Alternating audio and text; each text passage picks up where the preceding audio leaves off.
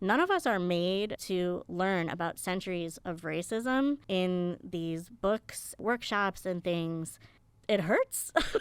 It's painful. For some of us that have experienced it, literally triggers past harm, and that part is unavoidable. Like, that's going to exist, and we have to make sure that we're prioritizing rest, we're prioritizing care within the community that we're in. Rest and pausing and allowing yourself to digest things and process things is a part of this work. Shanta, yes. Welcome to Real Pod. Thanks. I'm so pumped that you're here. I'm grateful that you asked. I'm super excited to talk to you. I feel like our relationship and how we found each other is pretty special. And even today, coming and then looking at the email this morning, thinking, oh, it's about to be 4 years. The time flies. Yeah, it's bizarre. And so thank you for sending that. Just to give me a refresher. So how I met Shanta was I was speaking at AU ProLax 4 years ago in 2021, and it was after I spoke and I said hi to everyone and I flew home, I got this email, and it was like, at first glance, pretty long, and I was like, oh my God. My first thought was panic, like I said something wrong, I did something wrong, like this person hates me.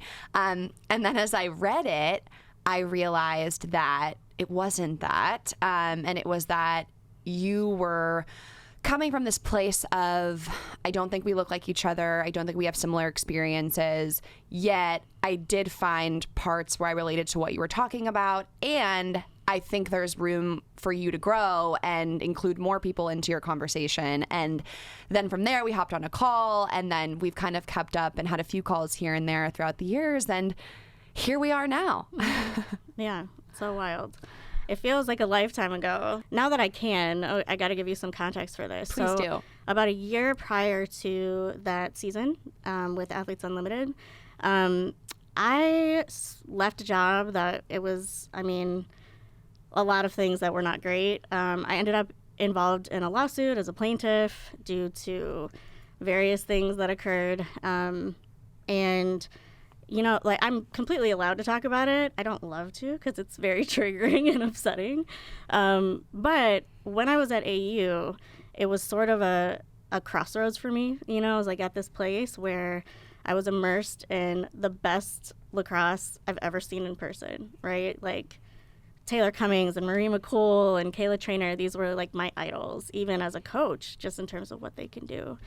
And I was there and I was like, I just don't think I can do this anymore because this environment in itself feels unhealthy for me after what happened for the prior 2 years. And so the reason that was such an impactful moment for me is I remember distinctly there was this exercise, I think it was at the end, right? Mm-hmm. And it involved some reflection, and I don't remember exactly what the prompt was. It was the anxious or negative thought that keeps recurring for you. Right. And so for like 4 weeks at this glorious lacrosse season with the best of the best that I was like super grateful to even be invited to be there, I had been thinking, I don't belong here. And in the past, that had always been this imposter syndrome thing, like, you'll be fine, like, be resilient, like always, you're strong, you'll be okay, like, you'll make it work.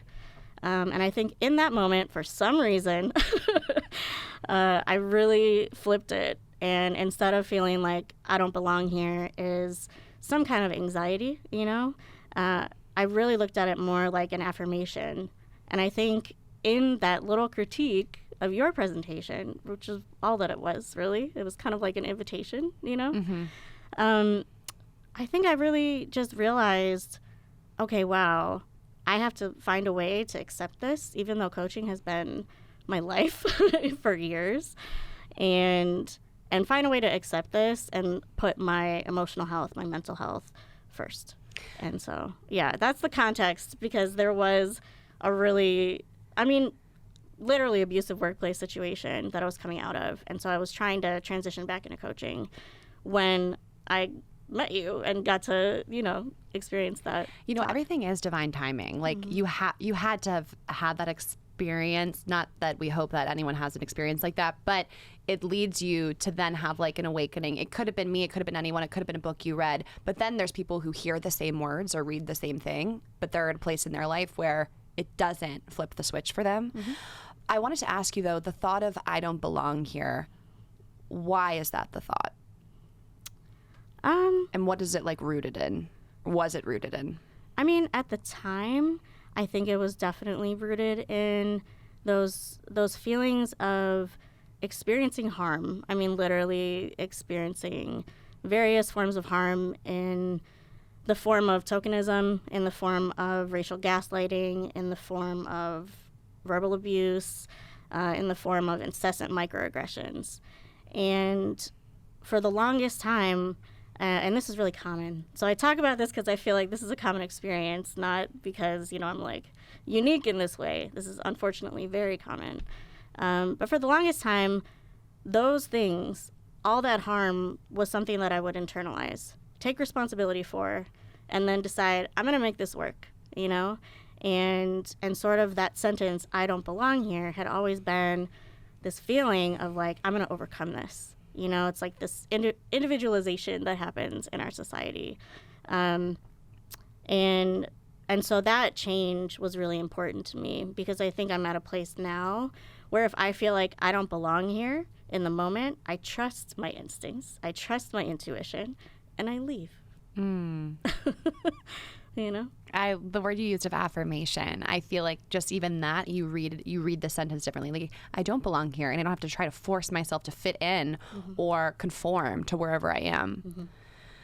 So when you wrote me that email, I'm curious what the hope was, and does it have to do a lot with the work that you're doing now, which is obviously, you don't have to do this, but choosing to educate, choosing to help make the difference and elicit change?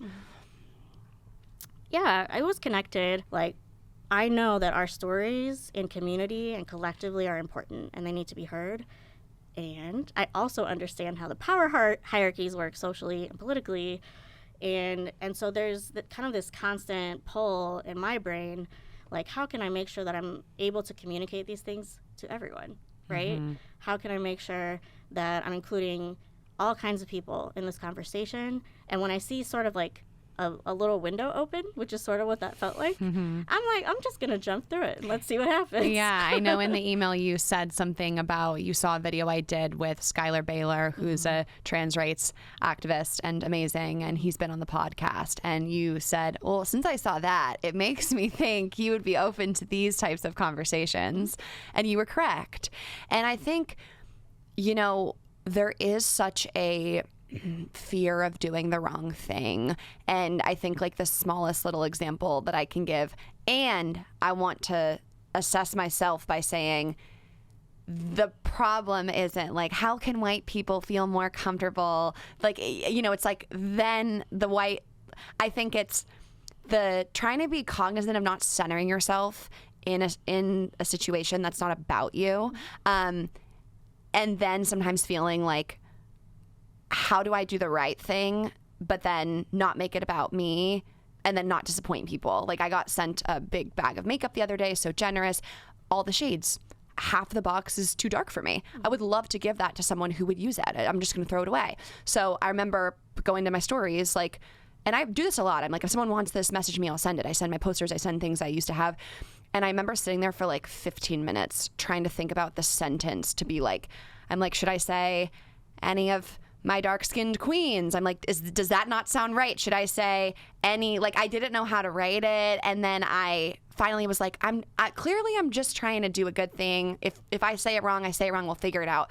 But, you know, like, I think people shy away from even trying to do anything like that because of the fear of saying the wrong thing or the cancel culture. And then as a result, it perpetuates the silence, which then helps, you know, keep alive this system of oppression that we live in. Right.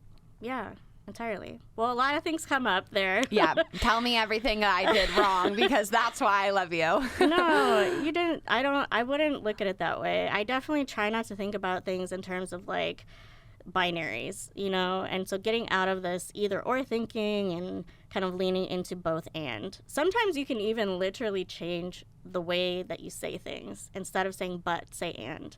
And even, you know, in describing that conflict, how do I navigate this online? I want to do this, but I don't want to do this, but I don't want to do this, right? It's like, okay, take a breath, right? At the end of the day, any system of oppression, so let's talk about racism. So systemic oppression, systemic racism is dehumanization at its core, right?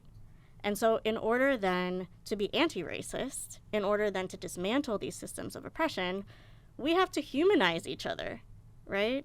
And so when you think about it that way, you realize, one, there is no right answer because there's no way that you're going to write something in one post that will sort of, you know, quote unquote, correctly or quote unquote, appropriately address all Black women in the entire country, right?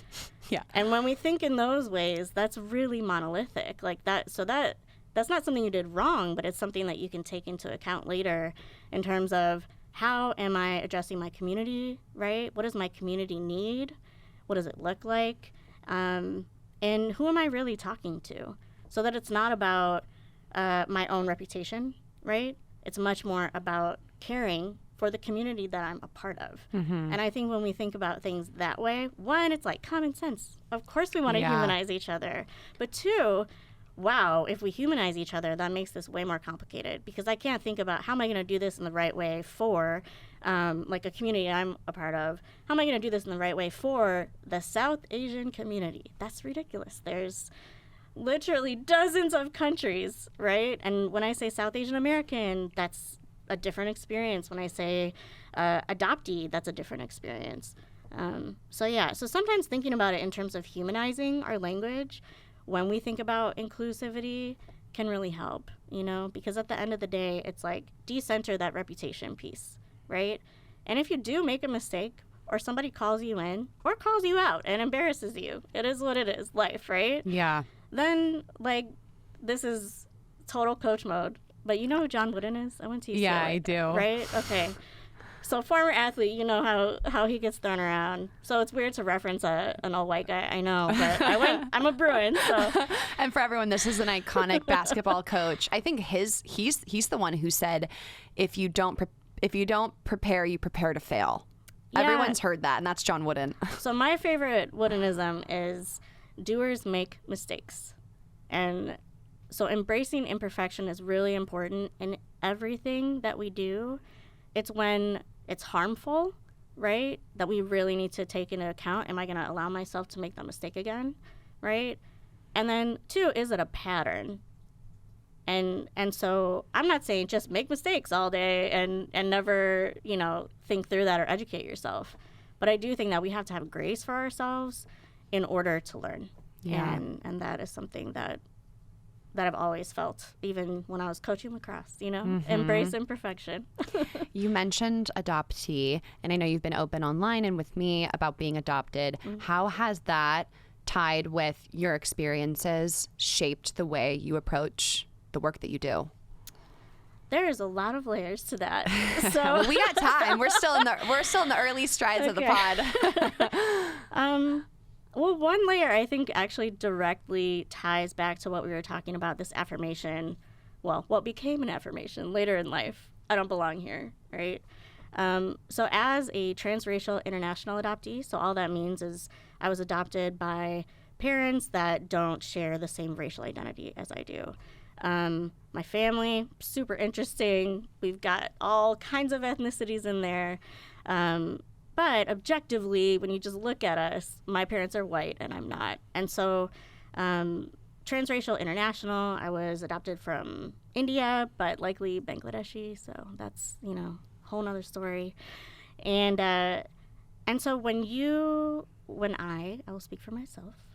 When I was growing up, my experiences with whiteness, and so I'm going to use these words that I know freak people out sometimes.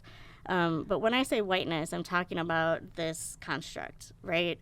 In the same way that I talk about my South Asianness, these are social political constructs that we use to communicate with each other.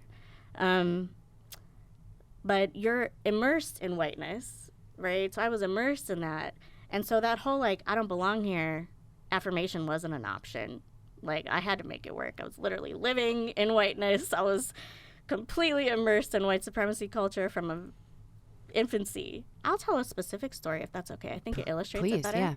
Yeah. So I was in middle school, went to a CVS. I grew up outside Chicago, and we were in like a little farther out suburb with a little less diversity.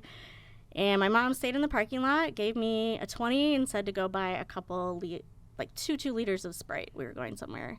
So I go, buy it, paid with cash, didn't get a receipt. The alarm goes off as I'm leaving. And I'm in like 6th grade, so I'm even tinier than I am now. And immediately just froze. And somebody that worked there came over and was like, just let us know, what did you take? And immediately just assumed that I was shoplifting. And it kind of escalated, and, I had started crying and said I didn't take anything. And the manager came and told me to lift my shirt and lift my pant legs. And it was a traumatic experience, to say the least, right? And it was 100% profiling. I was in a very white suburb. I stood out. That was the assumption. At a point, I was crying so much, I think they were just like, oh my gosh, let the kid What go. about the cashier who just witnessed you pay? They assumed that you must have hid something else? Yes. That's ridiculous. So, I'm so sorry. Ultimately, I was just, upset enough. They felt bad, whatever. They eventually let me go back, go to the car, and I'm sobbing and tell my mom what happened. And she was like, oh, I'm sure it was just a misunderstanding. And this is not to her fault, but just to explain that way of growing up, it was like experiencing the world around me, which includes great things and lots of joy, and also really horrible things like incessant racism, right? Experiencing those things and then having to explain them to my own family. And so on some level, there is definitely just this very practiced, right, layer of explaining these interactions, explaining the way these systems overlap to white people and white folks, like, from a very young age. Even though that wasn't great, I would say this is not ideal. I think what I've done now is sort of like reclaim that practice, reclaim that ability, layer it with research and all kinds of other things, and really, kind of just take that back, because I think for a long time that was extremely harmful, feeling the need to explain those things, and it still happens, unfortunately, with various people in my extended family. But now it's like, I'm going to do this on my terms, because I do want people to understand this stuff, and I want to see change. And I think I have, a very learned level of empathy for lots of different people because of the way that I grew up. Whenever we have our sessions or we've talked in the past, I feel like I usually come in really buttoned up with like a plan or what we're going to solve. And then it like completely goes in a different direction for the better. And I mean, if I give an example, because similar to you giving an example, I think, these stuff, it's not fun to talk about. And I feel uncomfortable talking about it because I don't want to say the wrong thing. And I care so much. But, but I remember we had a session once before my wedding because I was really feeling a lot of insane guilt and embarrassment about my privilege and a display of the things that I have that others don't. And it was like really difficult for me. I felt like this guilt and this shame around, being able to have this beautiful wedding, and not everyone does. And putting that on social media, I recognize how that could seem tone deaf or, piss people off or whatever. But in our session, I remember saying something like, it's not relatable, and I'm always relatable, and I want people to feel like they see themselves in me. And you just kind of waited till I stopped talking and said, Victoria, you're not relatable to everyone. And I remember I was like, what? I'm like, I am. I'm like, I'm just like everyone. You're like, you're not. And I really like needed to hear that. And it's such a truth. And I mean, it's that to me is just a testament of like, when you do your work with people, it isn't like you have this, you treat everyone the same. You recognize, the differences that everyone has with what they're building, what they're trying to create. For sure. Yeah. And yeah, I mean, I remember that, and I remember it being a little bit of a jolt. Yeah. Can you believe how shocked? It's as if I never knew that. It's crazy. Yeah, but it's okay. God. And so here, White women, man. White women. I mean, you said it. I was going to say it. Please say it. You know, I always tell you this. I want you Yeah. to tell it like it is. I'm not going to get my feelings hurt. I need it. That's such a white woman. I can't believe I'm like, oh, not everyone thinks they're like me. For sure. Well, here's the thing. I mean, let's be clear. When I say privilege in a session, I'm talking about societal positionality. So that's really important to recognize. A lot of times people hear that word and it's like, they're gone. They're not going to talk to me anymore because their life was hard and they're not privileged. When I talk about privilege, sometimes I even say positionality because it's helpful to people to understand. I hold tons of privilege. I hold class privilege, like I have a degree from a 4-year university. I am cisgender, and so I hold that privilege in a lot of ways in our society. So it's not meant to be some kind of accusation. When we talk about privilege, it's about understanding the hierarchies that exist socially, politically in our country and just being real about it, right? And so I think like that was probably part of what we talked about as well, just putting that into context. And like you said earlier, decentering kind of your own ego a little bit and thinking about, okay, how can I think about this maybe more systemically? And that's then going to drive how I problem solve or how I make decisions later, Yeah. And white women, look, I'll be honest with you. My first instinct, if a white woman that I do not know invites me to do any kind of work, any labor, whether that's, emotional, mental, physical, whatever it may be, my first instinct is no. because of lived experience, because it has taken me a while to get there, but because I have, again, experienced tokenism and microaggressions and gaslighting in very real ways, and I understand the systems at play. And so it's not about like some vendetta against white women, you know what I mean? It's about understanding that if you hold certain societal positionality, you're socialized in a way to feel entitled to certain things. You're socialized in a way to center yourself in a lot of things, right? And it takes a lot of work to reckon with that. Yeah. And everyone's not willing to do that. And so there's a hesitancy with me, and I expressed that to you from the get-go. And I think that's been a through line just so far of our conversation today is how can it be less about you preserving your image, but about how to actually create change and give back to the community? So if that's one very, very, very important thing, what are some other things you see that are misunderstood? Interesting question. Yeah.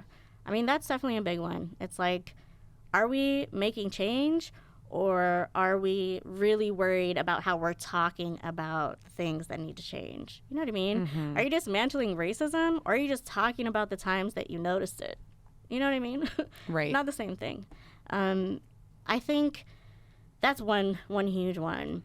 Another thing, I would say is critical thinking is really sort of foundational for everything that I do, which in my mind, you can define it a lot of ways. But I look at it as just being able to hold multiple things as true at the same time, right? So that goes back to that both and, not thinking in binaries, right?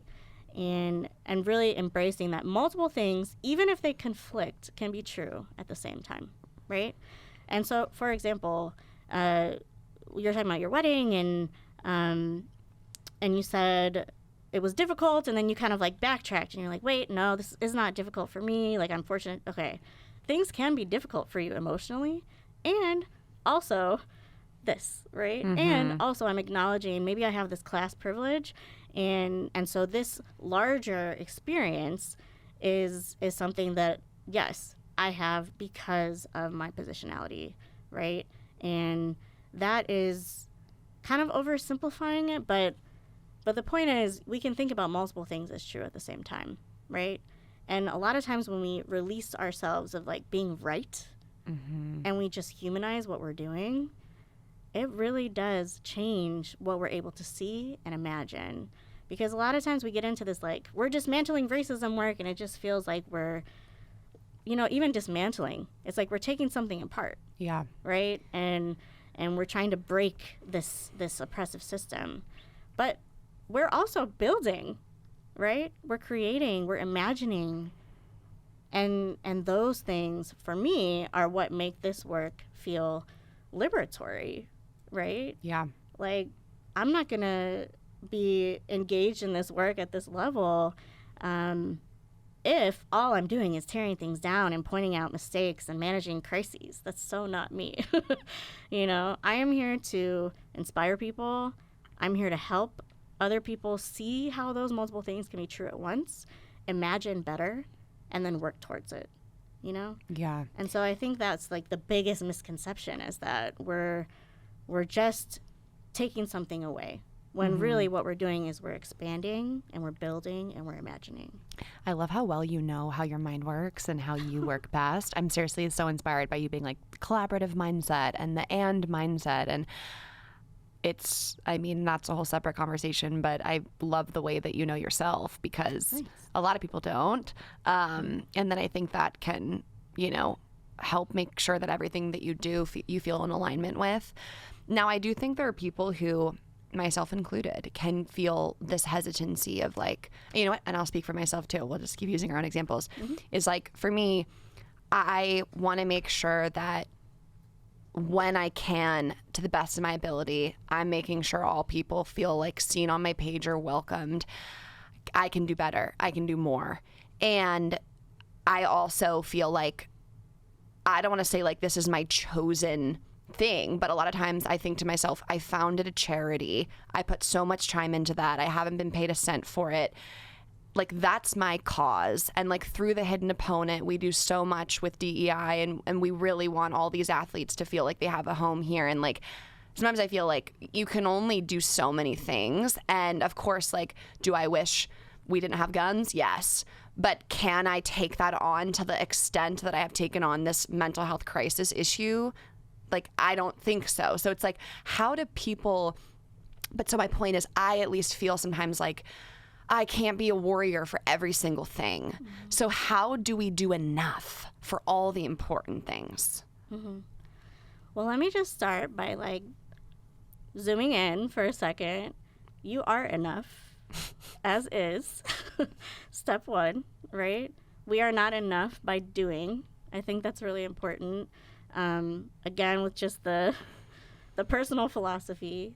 And I appreciate you saying, like, you know yourself really well, because that took a ton of work, Big proponent of all kinds of modalities in terms of understanding oneself and putting work into that.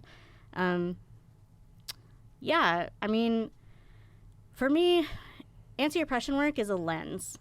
So it's not necessarily about me having my hand in every single cause and every single issue. Do I think there are certain sort of civil responsibilities that we have when we live somewhere? Yes, right? So I do think that that's important to me.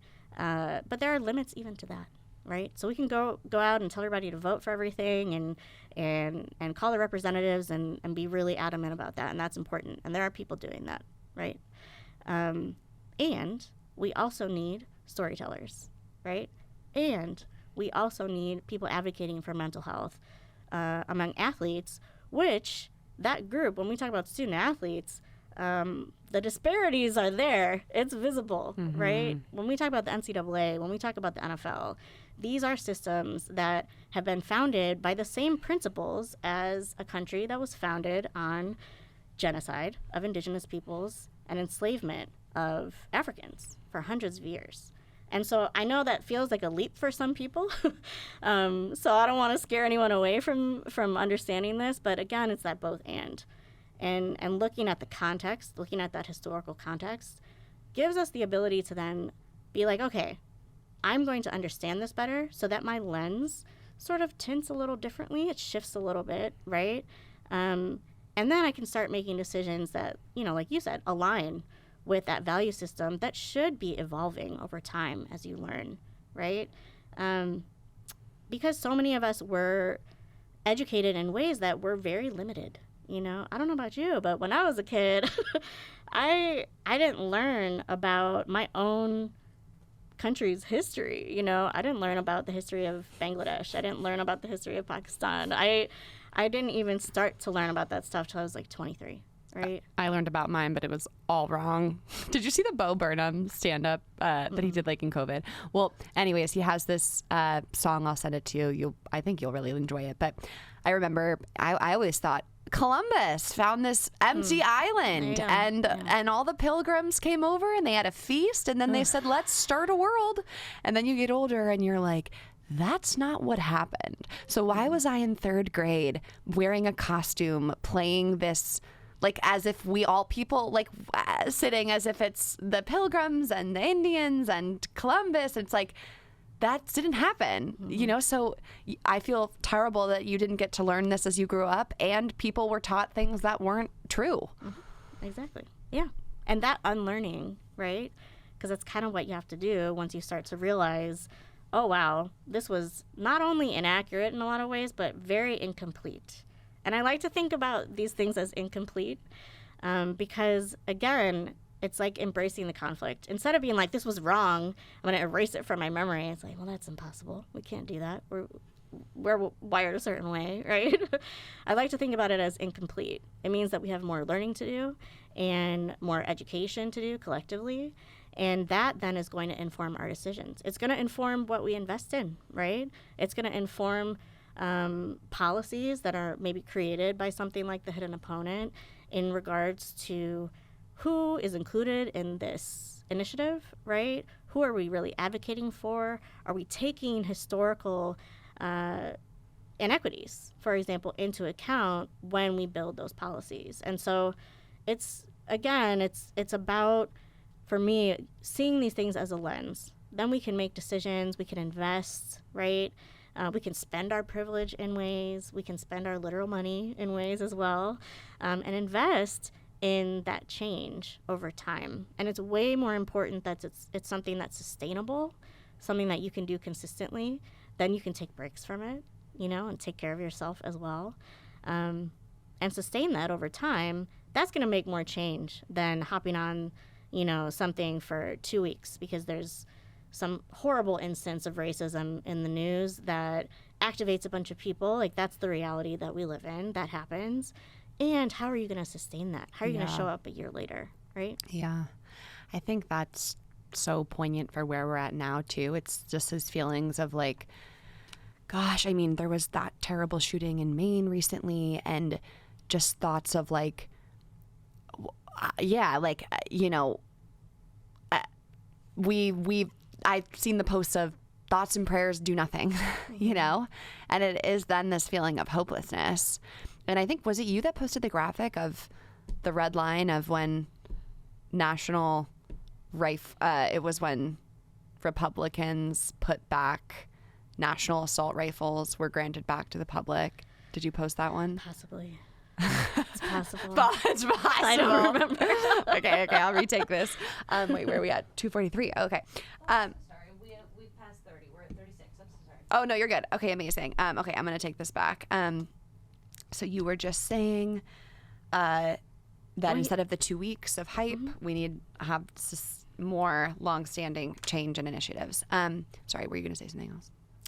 Well, just related, because I could have posted that. I'm not going to lie. Yeah. Just thinking about partisan and incorporating partisan, bipartisan. When we talk about political, and so when we're talking about gun laws, right, and lots of other things, people get terrified because they hear the word political and they're like, I don't want to engage in that, or, you know, I'm not really political. I don't see myself that way, or, you know, I don't want to offend so-and-so, or I don't want to ostracize somebody.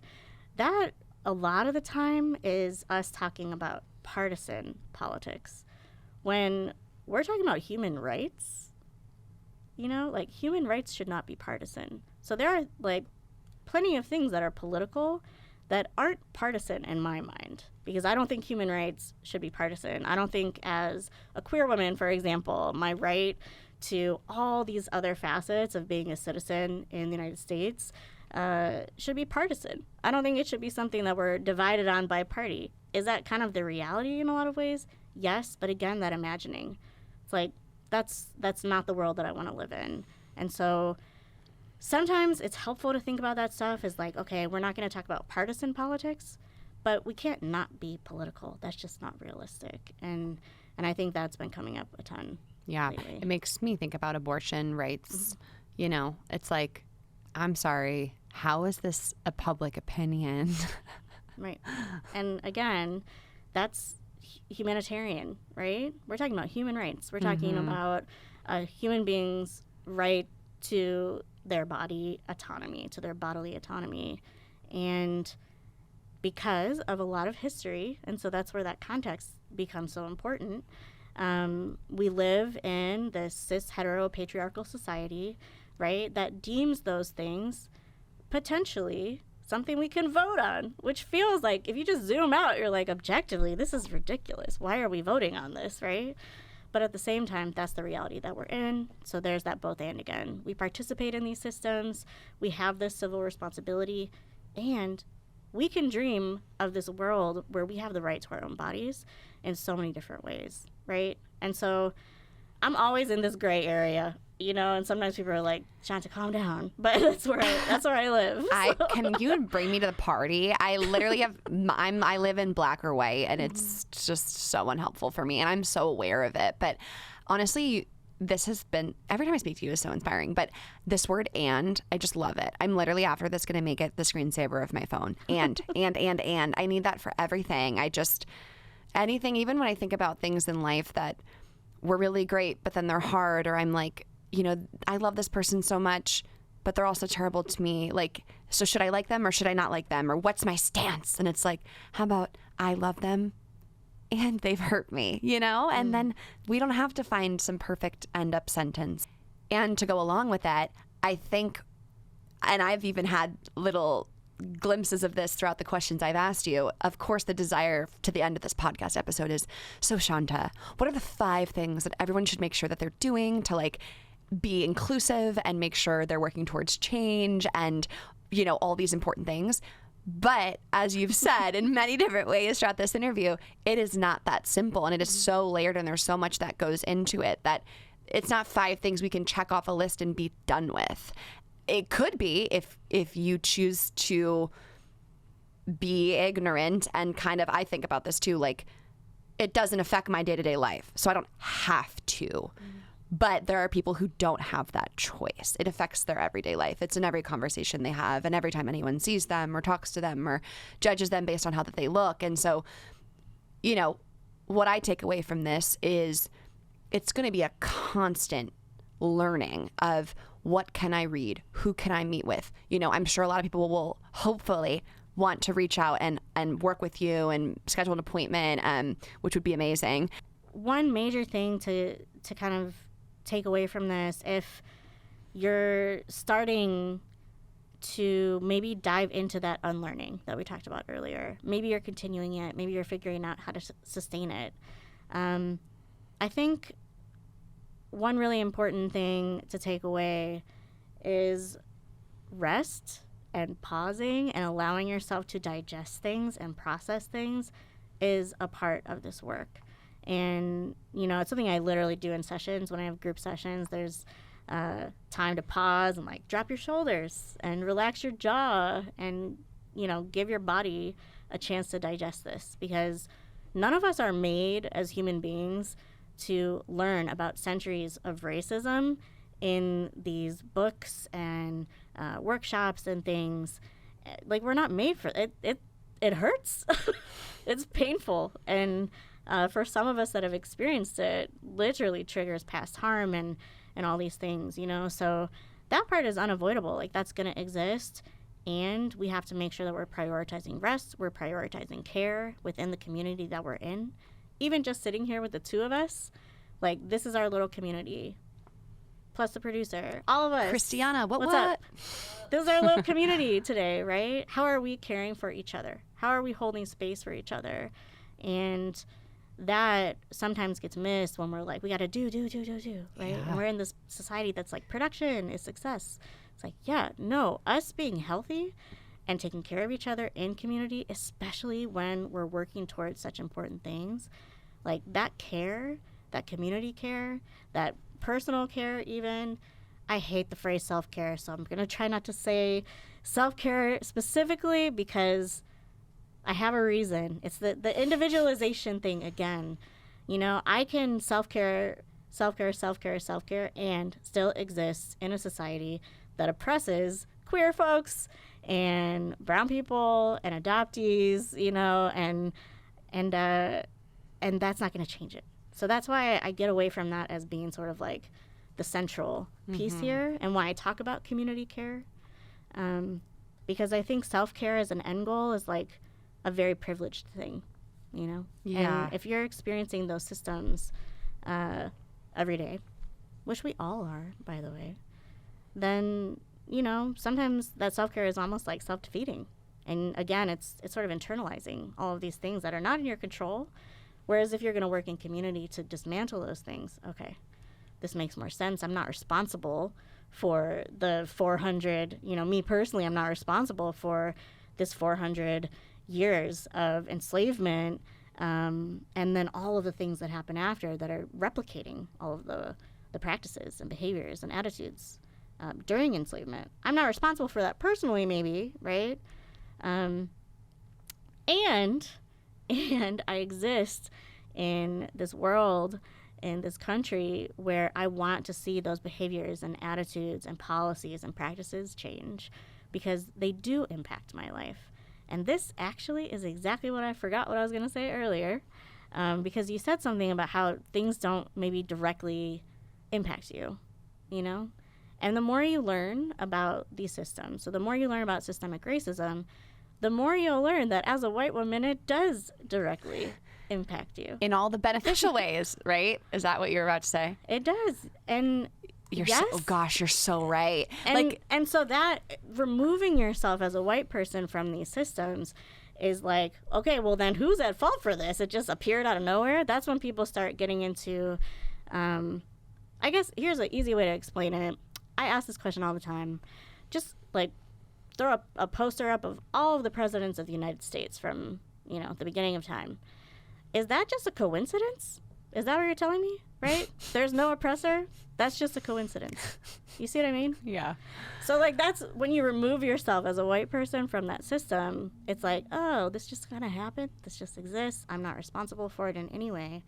But it is impacting you, right? Yeah. You're impacted by that every day. You're so right. God, that was such a dumb thing of me to say. No, not dumb. I'm going to fully leave it in because that's the whole point of this. But yeah, it's like thinking if it doesn't affect me in the negative way, oh, I just go live my happy life. Yeah, why do you live your happy life, Vic? Because of the color of your skin and because of the family that you had and because of the family that they, like, you know, it just keeps going. Hold the phone.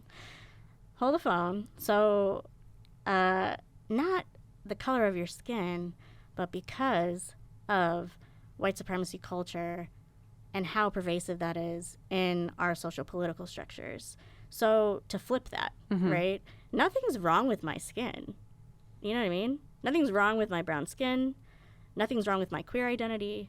The problem is the system in play. The problem is the racism, right? The problem is the anti-LGBTQ, I mean, it's just everywhere now, but all that rhetoric and those policies and things, that's the problem. So it's not like, you see what I mean? I see. It's the system that favors and oppresses different types of skin, not the actual skin. Exactly. Because really that system is made up. And it's hard for people to accept that. But that's what we are getting to, is understanding that these racial hierarchies were created to kind of hoard power. And it sounds sort of harsh, but that's the reality that we're in. And the more you dig into the history, you're more like, oh my God, yeah, in every facet of the way that this country was formed. Citizenship is an example I use a lot because I think it's very easy to identify where that positionality was built. You know, use that example quick? Yeah. Okay, so there was a time, early 1900s, where you had to identify as white or black in order to be a citizen of the U.S. So this kind of like, one, we're like, wait, what? This doesn't make any sense. So then what is everybody else, right? They had a petition to be one or the other. And that very much dictated the rights that you had in the U.S. So if you were an Asian American man, for example, trying to petition for citizenship, you're going to petition in the courts to be identified as white, which they're then going to say no. So you can't. So not a citizen. But then here's the kicker. So I'm just illustrating how this stuff is all socially constructed. If you change where you are in the U.S., that will change your race. Literally, you can be in one state, and the law says if you are 1/8 ancestry African American, then you will be black on your documentation. Move to another place, it says 1/16. Go to another place, it says one drop rule. Point being, you could literally cross state lines and change your race, right? So this racial hierarchy, along with a lot of other hierarchies that exist, but this racial hierarchy was constructed. This is something that was built and then continually reinforced over time, right? Yeah, fully. I mean, that is just non-disputable. Right. I love a Shanta truth bomb. As always, I've learned so much from speaking with you today, and I'm so inspired to keep becoming better in all the ways. And where can people work with you if they want to work with you? I normally don't ask my guests this, but I want that to be possible. Are you accepting new clients? Yeah. And they can follow 7525 Impact. I'll link all that in the show notes. If they want to work with you and have you consult with them. Oh my gosh, yes. Thank you so much for asking. Is there an email or a best place for them to go? Yeah, best place is you can go to the Instagram. That's 7525 Impact. You can also just go to my website, 7525impact.com. And if you go to get started, basically, so just go to 7525impact.com/get started. There is a little button that just says schedule your first session with Shanta. It's 30 minutes that I don't charge so that we can introduce each other. Shanta, right? You should be charging for that. I mean, here's my thing. It sometimes involves me saying no. And Okay. so, right? So that's important because, like I said earlier, I can't, like you were like, whoa, it was like a jolt realizing you don't relate to everyone. I can't necessarily connect with everybody. Maybe I'm not the best voice for everyone, right? So I'm really honest about that. I certainly don't. I don't cater to the idea that like more business is better. I really focus on quality and want to make sure that relational aspect is going to be a part of the work that we do. God, I love that. I've got to re-listen to this and take notes. Thank you so much. I really appreciate you coming on here and always being just the best to speak with. And thank you for sharing your knowledge with all the Real Pod listeners. I know they'll love it. I appreciate you. Thanks for having me. It's just like scratching the surface of so many things, but that in itself can really help people start to activate